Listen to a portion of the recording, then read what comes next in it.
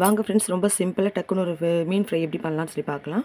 அதுக்கு பார்த்தீங்கன்னா, மீன் வாங்கி நல்லா க்ளீன் பண்ணி எடுத்துக்கோங்க. இன்றைக்கி மீன் நான் பார்த்தீங்கன்னாக்கா, பாறை மீன் கொஞ்சம் மீடியம் சைஸும், அப்புறம் கானாங்கத்தனோட வாலும் தான் போட்டிருக்கேன். தலையெல்லாம் குழம்புக்கு எடுத்து வச்சாச்சு, வாஷ் பண்ணி க்ளீன் பண்ணி வச்சுருக்கேன். இப்போ அதில் பார்த்தீங்கன்னா, ஆச்சி மீன் வறுவல் மசாலா கொஞ்சம் போட்டிருக்கேன். நான் ரொம்ப அதை ஆட் பண்ண மாட்டேன். சரி, இன்றைக்கி போட்டு தான் பார்க்கலாம், நல்லா இருக்குன்னு சொல்கிறாங்களேன்னு சொல்லிட்டு இன்றைக்கி ஆட் பண்ணி ஒரு பேக்கெட் அளவுக்கு போட்டிருக்கேன். ஏன்னா மீன் பார்த்தீங்கன்னா 1 கிலோ அளவுக்கு மீன் இருக்குது. 1½ ஸ்பூன் அளவுக்கு மஞ்சள் தூள், குழம்பு மிளகாய்த்தூள் பார்த்தீங்கன்னா ஒரு 2½ ஸ்பூன் அளவுக்கு போட்டிருக்கேன். மீன் நிறைய இருக்கிறதால ஒரு 2½ ஸ்பூன் அளவுக்கு போட்டிருக்கேன். மசாலாவும் போட்டிருக்கேன். கொஞ்சமாக கேசரி பவுட்ரு, சால்ட் பார்த்தீங்கன்னா கொஞ்சமாக போட்டுக்கோங்க. லெமன் கொஞ்சம் பிழிஞ்சு விட்டுக்கோங்க. ஏன்னா மீன் மசாலாவில் ஆல்ரெடி சால்ட் இருக்குது, அதனால் சால்ட்டு கொஞ்சம் கம்மியாக தான் போட்டிருக்கேன். இப்போ இதில் பார்த்தீங்கன்னா கொஞ்சமாக தண்ணி தெளித்து விட்டு நல்லா மிக்ஸ் பண்ணி ஒரு 1/2 அன் ஹவர் இல்லை 3/4 மணி நேரம் ஃப்ரிட்ஜில் வச்சுருங்க. நல்லா ஊறட்டும். ஊறி வந்த பிறகு நம்ம தவா வச்சு வறுக்கலாம். இப்படி நல்லா மிக்ஸ் பண்ணி எடுத்து வச்சுருங்க.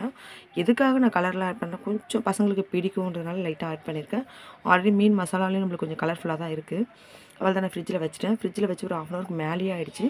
இப்போ தவாவில் கொஞ்சம் எண்ணெய் தாராளமாகவே விட்டு நல்லா ஆயில் காய்ஞ்ச பிறகு ஒரு மீனாக எடுத்து வச்சுட்டு மூடி போட்டு வருங்க. மீன் எப்போ நீங்கள் வறுத்தாலும் மூடி போட்டு வருங்க.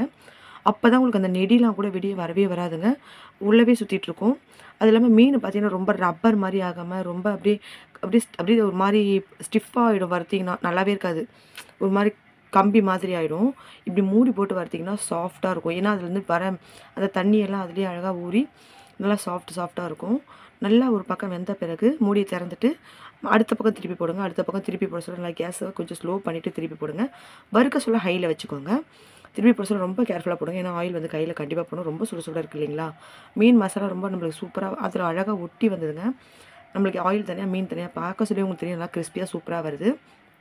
நான் எந்த மாவுங்களும் ஆட் பண்ணவே இல்லை. ஃபிஷ் மசாலா மிளகாத்தூள்னா தான் போட்டேன். இந்த பக்கமும் இப்போ நல்லா பொரிஞ்சிருச்சு. இப்போ எடுத்து ப்ரெசன்டேஷன் பண்ணிங்கன்னா சூப்பராக இருக்கும். நீங்கள் இப்படி பசங்களுக்கு வறுத்து கொடுத்தா ரொம்ப விரும்பி சாப்பிட்றாங்க. கண்டிப்பாக ட்ரை பண்ணி பாருங்கள். என்னோடய வீடியோஸ் இப்போ தான் ஃபர்ஸ்ட் டைம் பார்க்குறீங்கன்னா சப்ஸ்கிரைப் பண்ணிவிட்டு லைக் பண்ணிவிட்டு ஷேர் பண்ணிவிட்டு பாருங்கள். Thank you so much.